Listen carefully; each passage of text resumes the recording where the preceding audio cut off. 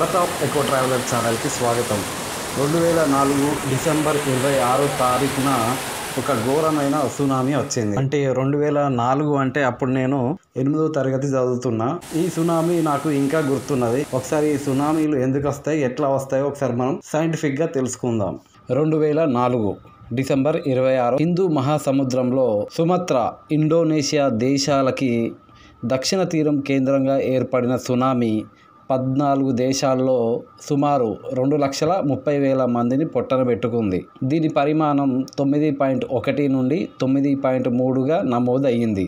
భారత భూభాగంలోని టెక్టోనిక్ ప్లేట్లు బర్మా భూభాగానికి చెందిన టెక్టోనిక్ ప్లేట్లతో రాపిడి చెందడం వల్ల సముద్ర గర్భంలో భారీ భూకంపాలు ఏర్పడ్డాయి.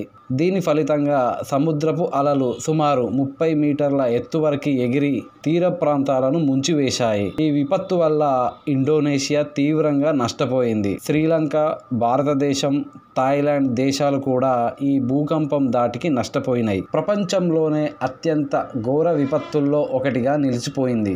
సిస్మోగ్రాఫ్ మీద రికార్డ్ అయిన 3వ అతిపెద్ద భూకంపం ఇది. భూగ్రహం మొత్తం 1 సెంటీమీటర్ మేర వణికింది. అంతేకాకుండా ఎక్కడో దూరాన ఉన్న అలాస్కాలో దీని ప్రభావం కనిపించింది. ఈ సునామీ వల్ల ఇండోనేషియా మరియు శ్రీలంక దేశాలు చాలా ఎక్కువగా దెబ్బతిన్నాయి. కానీ మన భారతదేశానికి వచ్చేసరికి తమిళనాడు ఎక్కువగా దెబ్బతింది.